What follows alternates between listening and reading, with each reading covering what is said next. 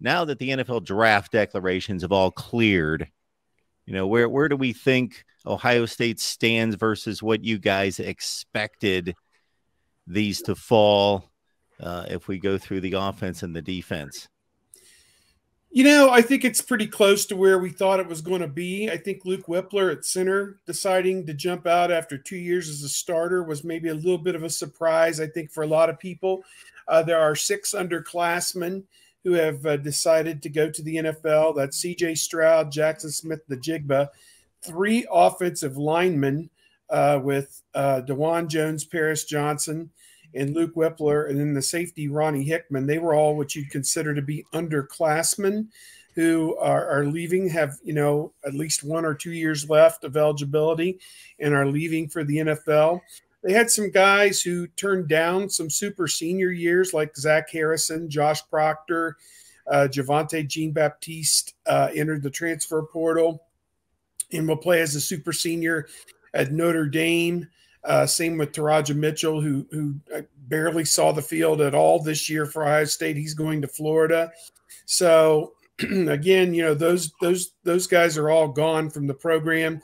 They did get Lathan Ransom back. Tommy Eichenberg, the linebacker, is returning. Matthew Jones, I think, was a potential at offensive line, and he'll be back. Steele Chambers will be back as well. So, and Cade Stover, tight end. So there's 5 guys right there who contemplated it, but I don't view any of them certainly as first-round picks.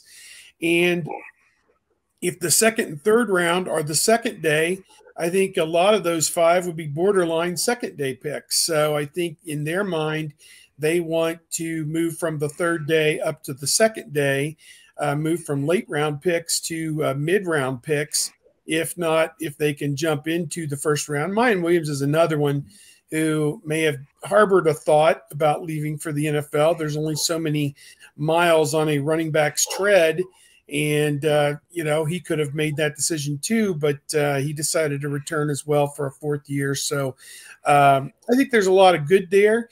And as I said, what you have are a lot of guys who are in a contract year, in addition to the 5 guys I just mentioned who are going to be fighting to move up draft boards, and really 6 if you count Mayan Williams in that group as well. You've also got some potential high-end guys like Marvin Harrison Jr., JT Tuimoloau, Jack Sawyer, who are fighting, to get into the first round potentially, if Emeka Egbuka as well. So you've got Travion Henderson. You've got, any number of guys that could do that. Heck, we saw Dwayne Haskins leave after 1 season. Was it the best decision anybody's ever made? Probably not. But then again, was Dwayne the kind of guy who was going to go to the NFL and, be able to assimilate that lifestyle and really the work ethic that was needed to be a frontline NFL quarterback? I'm not sure that he is. But if Kyle McCord or Devin Brown has a 3,500-yard year, do one of them decide to jump off after this season? So, that's in the offing as well. If one of them were to just explode on the scene this coming year. So I'm not predicting that in any way, shape, or form. I think in Ryan Day's mind, whoever wins this job will have it for 2 years and lead them to the national championship game twice, and let the chips fall where they may. But to me, I think you've got a lot of guys positioned on this roster who must play well for Ohio State in 2023 to ensure their financial future as NFL players. And that is only a good thing for Ohio State, in my opinion. Yeah, I think this team is going to look much different after the 2023 season when you have so many guys leaving for the NFL. They were able to keep a handful of guys this time around. I don't know how well they'll be able to do that next time, but one of the new factors in this, and Steve was talking about the third day guys who are 4th, 5th rounders, NIL can make them just about as whole as an NFL contract would be for those guys. And so, they can have a couple $100,000 while they play and try to increase their stock. So, why not do it? And, Tommy Eichenberg and having him back, having Cade Stover back, those 2 guys are huge for what Ohio State likes to do with their offense and defense. But losing Luke Whippler, I think, I'd say that's more significant than Paris Johnson at this point.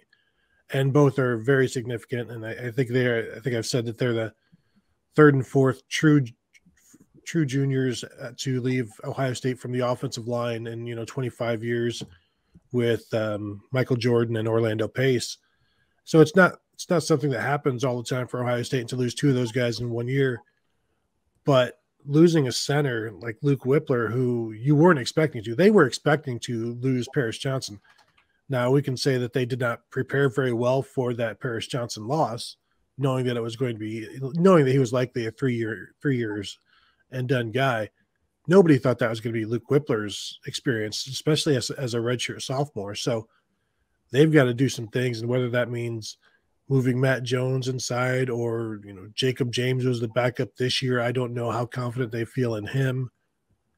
I still think after the spring, you're going to see offensive linemen looking at Ohio State from around the country saying, I could probably start there, especially since there will be people telling them, hey, you could probably start at Ohio State. No, I'm not saying who's going to be telling them that. Who knows who's going to be telling them that? But there's going to be some guys that look into the portal, even though they're happy where they are, they could be happier at other places. But, I think losing Ronnie Hickman, I mean, how devastating is that? I think Lathan Ransom could probably play that position.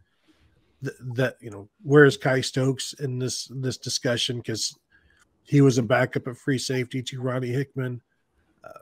Now you're talking about where's Ronnie or Sonny Styles in all of this? Can he play strong safety and replace Lathan Ransom's role? So they've got some moving parts. They've recruited well in most places. I think the secondary needs to get better. I think there is potential for it to get better and not be as exposed. But I think also part of that is on Jim Knowles to make them better and not put them in opportunities to be as bad as they were. But again, it's going to be another year where Ohio State is expected by many, and when I say many, expected by Ohio State fans to be a national title contender. Then they should be a national title contender because that's where the program is right now. And you're not expected to be 9-3 and vying for, I don't know, is the Outback Bowl still a thing? Is the Citrus Bowl still a thing? Like, it's been so long since we've had to worry about those things covering Ohio State that I assume they're still there. I just, never been my focus. Yes, they're the focus of the Big Ten Western Division. To try to show up at those games. I think those were filled by Illinois and Purdue this year.